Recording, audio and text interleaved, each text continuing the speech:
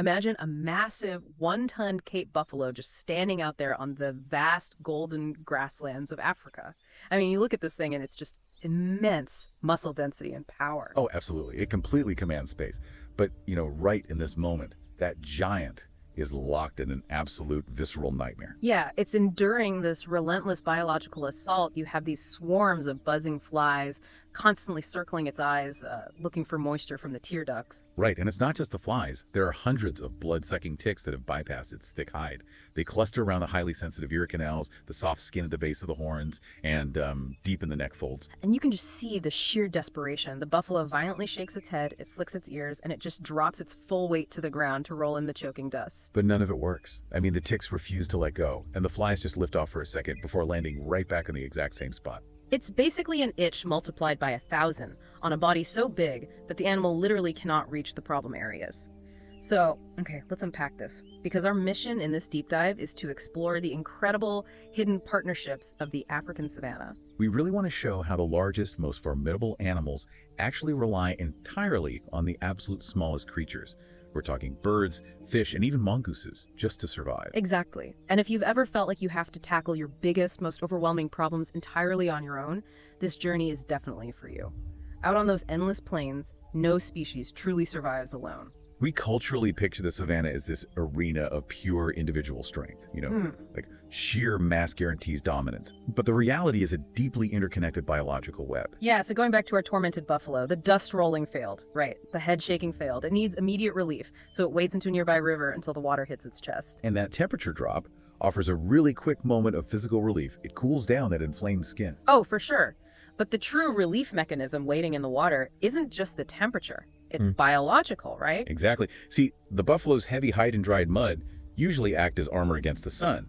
But that same mud creates this humid microclimate against the skin. Which is like a perfect breeding ground for parasites. Oh, it's parasite heaven. But when submerged, that parasite burden suddenly becomes an accessible feast for the locals. Right, so almost instantly, this dense school of tiny fish completely surrounds the submerged lower half of the buffalo. Yeah, they swarm the belly, the groin, the hooves. They form this living, vibrating carpet over the animal's lower extremities. It's wild to picture. What's fascinating here is the specialized mechanics of this underwater relationship. I mean, ticks don't just sit loosely on the skin. They really dig in. They do. They use a barbed, harpoon-like mouthpart to anchor deep into the tissue.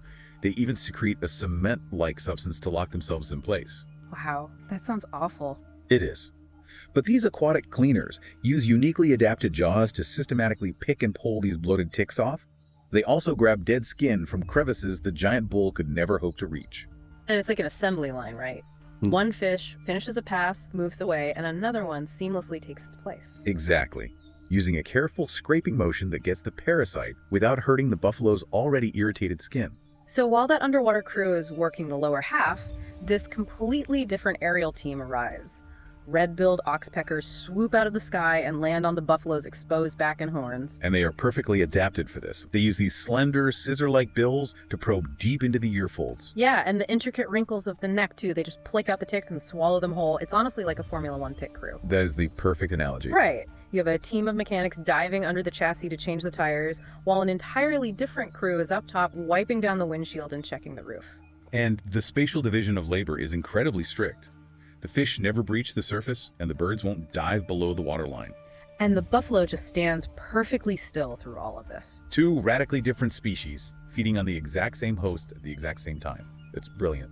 And the buffalo's physical response is immediate. The frantic head shaking finally stops. Yeah, the tail swishing stops. It just stands quietly in the river with its eyes half closed, its breathing slowing down as the ecosystem actively relieves its pain. But the tranquility of a watering hole is notoriously fragile. This perfectly choreographed aquatic spa day is about to be violently interrupted. Oh, nature never stays peaceful for long. See, the fish have this sensory organ called a lateral line down the side of their bodies. Okay, what does that do? It detects the slightest pressure changes and vibrations in the water.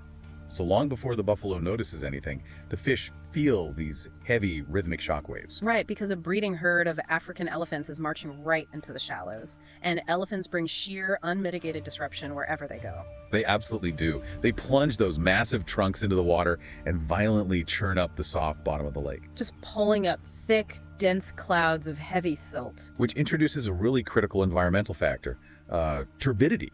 Yeah. And turbidity isn't just muddy water. It's way worse than that, isn't it? Yeah, it's a high concentration of suspended particulate matter. It literally physically blocks light penetration. So for these small fish that rely purely on their vision to spot tiny ticks against dark hide, An immediate spike in turbidity is completely blinding. Plus, the thick silk can physically clog their delicate gills. oh wow, so they're trapped in this opaque, suffocating slurry. They really have no choice but to abandon the buffalo and scatter into the deep aquatic vegetation. Exactly. They have to flee just to survive. So the underwater crew is gone, and the old buffalo wades heavily toward the grassy shoreline. The oxpeckers actually stick around though, right? Yeah, they take over the entire operation. They meticulously part the wet, coarse hair to find the embedded ticks.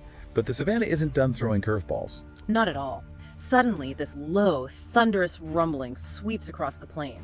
It's followed by a frantic, massive stampede of wildebeests and zebras surging toward the water to drink. And that stampede crashes right into the shallows. The sheer volume of hooves kicks up massive, choking clouds of dry dust into the air. While simultaneously churning the shoreline mud into this thick, unstable paste. It's total chaos. So between the murky water, the choking dust, and the midday heat radiating off the ground, the birds are forced to retreat into the cooler shade of the canopy. Leaving the buffalo completely isolated once again. So with its allies gone, it reverts back to mechanical relief. It basically lumbers over to a large acacia tree and rhythmically grinds its thick neck against the rough bark. Using the tree as nature's scrubbing brush, it leaves behind clumps of hair and crushed parasites. Then it targets an exposed granite boulder, basically dropping its massive weight against the rock to tear away the heavy, dried mud from its chest. And finally, the weather breaks. A sudden torrential afternoon thunderstorm hammers the savannah, washing all that crushed dirt and debris away. Which really makes you wonder, right? I mean, if the buffalo can successfully utilize a boulder, an acacia tree, and a heavy rainstorm to get clean, why even bother relying on such a fragile biological system? That's a really fair question. Like, why depend on a pit crew of fish and birds that completely scatters the second an elephant walks by? Doesn't doing it yourself mechanically make more sense for long-term survival? Well, if we connect this to the bigger picture, the fatal flaw of mechanical scraping becomes really obvious. A boulder can shear dried mud off a broad, flat shoulder, sure. Right. But a boulder absolutely cannot reach into a curved ear canal. The rough bark of an acacia tree can't delicately clear ticks from the highly vascularized skin around the eyelids. Oh, that makes sense. If a buffalo tries to rub those sensitive areas against a rock, it risks severe lacerations. Exactly. And honestly, scraping a tick off against a tree doesn't even guarantee the whole tick is gone. Usually it's the exact opposite. Wait, it leaves pieces behind. Yeah, a blunt scrape will often just snap the tick's body off, leaving that barbed hypostome embedded deep in the skin. Left to fester, those embedded mouthparts cause severe localized infections, sepsis, and a chronic immune response. Wow, which literally exhausts the buffalo and compromises its ability to outrun a predator. Right, so the fish, the birds, and the physical environment actually act in a necessary sequence. They're a comprehensive biological defense mechanism. So when the lake settles, the fish return. When the storm passes, the birds swoop back down. It is a layered defense that addresses every single zone of the animal. It's not a matter of choosing one over the other. The buffalo literally needs the entire toolkit to survive. But, you know, a buffalo spends a vast amount of its time far away from any lake. When it's out grazing on the dry, open savanna, covered in that protective mud armor that inevitably breeds parasites, it needs different allies. Yes, the terrestrial allies. Specifically, the banded mongooses. Oh, I love these guys. They're amazing. But this partnership is incredibly complex because it involves a carnivorous mammal interacting with a huge defensive herbivore. Right, so picture a family of banded mongooses just emerging from their underground burrow. They want to start this interaction with the giant buffalo, but it requires a really careful, methodical approach. Because a small predator-like mammal doesn't just casually stroll up to the vulnerable underbelly of a one-ton prey animal. Buffaloes are known for their lethal kicks. Yeah, one kick and it's game over, so trust has to be built through proximity and patience. The adult mongooses lead the way, closing the distance incrementally. They rely on familiar scent and really slow movements to avoid triggering the buffalo's defensive reflexes. Once they're close, they patiently begin extracting ticks. But the young mongooses don't immediately participate, do they? They sort of hang back and watch. Yeah, they watch the adults, they learn the spatial boundaries, and then slowly, tentatively, they join the operation. It looks exactly like master tradesmen passing down a delicate, highly specialized craft to their apprentices. A master carpenter doesn't just hand a sharp chisel to a novice. No, they guide the angle and the pressure. Exactly. Here, the adult mongoose demonstrates exactly how to navigate the massive, dangerous architecture of a buffalo's legs and groin. They learn the trade one careful tick removal at a time. The generational transfer of knowledge here is vital. The young mongooses are observing the exact amount of pressure required to extract a parasite without triggering the buffalo's involuntary skin twitch. That twitch right before a lethal kick. Right. And from the mongoose's perspective, the buffalo essentially functions as a mobile ecosystem. It carries high-protein food directly into their territory. Which is incredibly convenient. It is. But this raises an important question, though. While the buffalo is standing utterly motionless on the open plains, totally relaxed and focused on this micro-grooming session, how does it avoid being ambushed? That's a huge risk. An animal that closes its eyes and drops its situational awareness in a landscape full of apex predators is usually an animal that ends up on the menu. Like, a relaxed herbivore is a dead herbivore. Exactly. Survival always begins with sensory awareness. A single buffalo has a pretty limited field of vision and relies heavily on smelling a predator. But if the wind is blowing the wrong way, that primary defense is totally nullified. Yep. So by adding a flock of oxpeckers and a family of mongooses to the equation, the buffalo suddenly integrates dozens of highly sensitive supplementary eyes and ears into its own sensory network. They're monitoring every conceivable angle. So imagine the tension on the grass. The buffalo is perfectly still. Suddenly, the wind slightly changes direction, or shadow glides silently overhead. Instantly, the oxpeckers freeze. They completely stop feeding. And they emit this sharp, distinct hissing sound, right? Yes. Their sudden immobility in that vocalization act as a blaring, neurological alarm bell for the buffalo. Here's where it gets really interesting. A ground threat actually materializes in the tall grass. Let's say a lioness has spotted the grazing path and is creeping forward to launch an ambush. But because of that early warning from the tiny birds, the herd's situational awareness is activated way before the lioness reaches striking distance. They are not caught off guard. And most importantly, they don't give in to blind panic. Fleeing is the worst possible reaction. Running instinctively triggers a predator's chase response. It allows a lioness to isolate a slower calf or an injured adult. Right. So instead of fleeing, the herd utilizes the advance warning to basically override their instinctual flight response. A mother buffalo stands her ground. Not to engage the lioness in single combat, but to buy crucial seconds for her calf to move toward the riverbank. And the rest of the mature adults pivot and close ranks. They form this incredible wall of horns. The geometry of this defense is remarkable. They form a tight convex arc, standing shoulder to shoulder. By overlapping their fields of vision, they eliminate blind spots. And they lower their heads, presenting an impenetrable, interlocking physical barrier of solid bone and muscle. A lioness is an incredibly powerful solitary hunter, but she cannot breach a structured wall of horns. It's amazing. The smallest creature on the battlefield, a bird weighing just a couple of ounces, fundamentally altered the outcome of a massive life-or-death clash between giants. Exactly. It didn't fight the lion. Its vigilant presence simply gave the buffalo the one resource they needed most: time. Time to organize. It perfectly illustrates the quiet, enduring cycle of the savanna. We culturally project this idea of the wild as a landscape of absolute victories and crushing defeats. Like someone always has to win entirely. Right, but the reality is that no species wins completely. The lioness is thwarted today, but her biology dictates she will hunt again tomorrow. And the buffalo survives the encounter, but continues to carry the burden of parasites and scars. It is a delicate, continuous balance maintained day after day. When the lioness finally breaks eye contact and retreats into the brush, the tension immediately evaporates. The buffalo just lower their heads back to the grass, and the tiny oxpecker simply flutters down from the air to resume the grooming work it left unfinished. Back to business as usual. Instantly back to business. But, for that tiny bird to be present on the buffalo's back during that critical moment, it has to survive its own incredibly difficult journey. That's very true. To maintain this lifelong partnership, the oxpeckers have to sustain their own highly fragile population within a really unforgiving environment. Right, let's dive into that. We can trace the life cycle of the red-billed oxpecker to understand the extreme vulnerability that underpins this whole biological network. Okay, so we zoom out from the giant herd and focus on a single aging acacia tree. Deep inside the thick trunk, within this naturally hollowed out cavity, is the oxpecker's nest. The female incubates a clutch of incredibly fragile eggs in the dark, while the male tirelessly navigates the dangerous airspace to provide for her. And when those eggs finally hatch, the chicks are entirely helpless. They are blind, nearly featherless, and literally incapable of regulating their own body temperature. The disparity in scale is just staggering.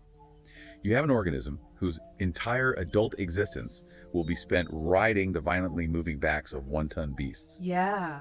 Yet it begins its life so delicate that a sudden evening temperature drop or a single missed feeding could easily prove fatal. And the transition from that dark, safe hollow into adulthood is a grueling physical trial.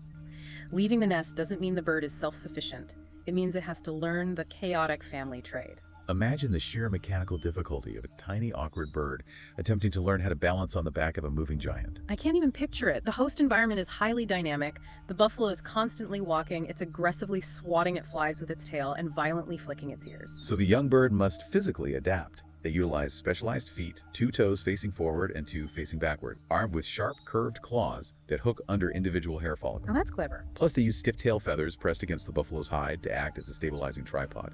It's actually a lot like a woodpecker on a vertical tree trunk. But mastering that takes time.